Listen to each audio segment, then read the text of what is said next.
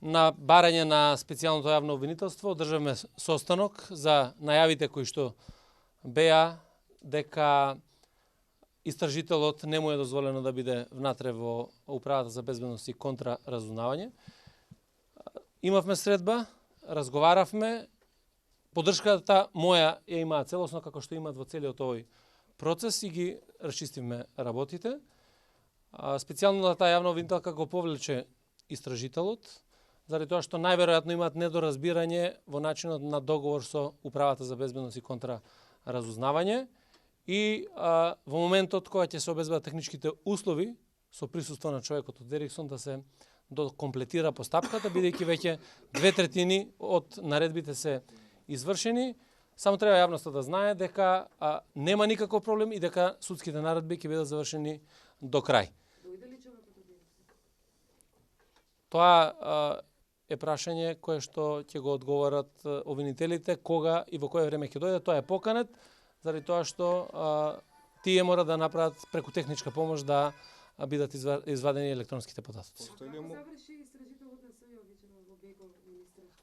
Истражителот на специјалното јавно обвинителство кој што беше во Беко денеска бил забележен како фотографира објект за кој што го забележало обезбедувањето на понешниот директор на УПК Сашо Мијалков. Бил повикан на разговор во станицата Беко. Направен е првичен разговор, понатаму е најавено во јавното обвинителство и по насоки на јавниот обвинител е побарана негова изјава, службени белешки од службените лица кои што постапувале во моментот и целиот предмет е предаден во јавното обвинителство, а истражителот е пуштен. На барање на јавното обвинителство кој го води Зврлевски, ако добро разбирам? Да. Што значи Зврлевски е издал наредбата за приведување на...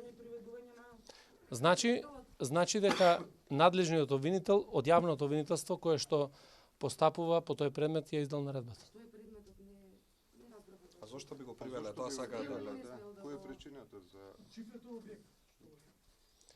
Моите информации говорат, уште еднаш ќе повторам, ако не бев доволно јасен, лицето било забележено како фотографира објект за кој што ме информира дека било објект на господинот Сашо Мијалков, понешен директор на Управа за безбедност и контра. Ве молам ако може да завршам и да се сослушуваме ако сакаме да бидеме до крај децидни, јасни, да не ги повторуваме одговорите.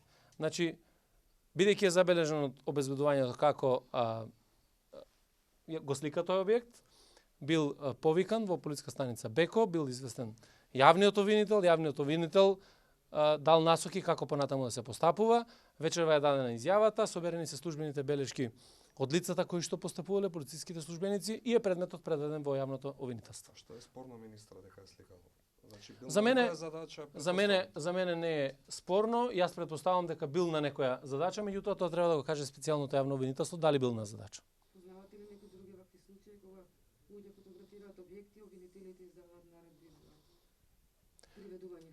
За мене реков дека тоа е ништо не вообичаено. Јас моментот кога бев избран за министер, председател на местниот комитет на ВМРО да помене сликаше мојата куќа, јас никаде не реагирав за тоа. И тоа зошто реагирало обезбедувањето и што се случувало, кои се индициите така натаму, тоа ќе го кажат истражувањата што ќе ги спроведе обвинителството. Уште едно прашање имаме, се убедивте ли Катицанова дека сето тоа што остана и не е земено од УПК ќе биде сигурно и како гарантирате ли за тоа? Тоа не треба ниту јас да гарантирам, ниту некого да убедувам. Законот е јасен и дециден, наредбите мора да бидат спроведени, а не извршувањето на наредбата е кривично дело. И тоа го знаат сите. Како вечерва ќе се обезбедува зградата на УПК? Зградата на УПК ќе се обезбедува на ист начин како што се обезбедува и Министерството за внатрешни работи преку обезбедувањето на целиот објект. Дали е сигурна целата опрема која е таму? Опремата која што се наоѓа во зградата и воопшто зградата е под обезбедување на Министерството за внатрешни работи и под видео надзор. Како може да гарантирате дека ништо нема да биде изнесено? Преку обезбедувањето кое што е во Министерството за внатрешни работи и преку видео надзорот.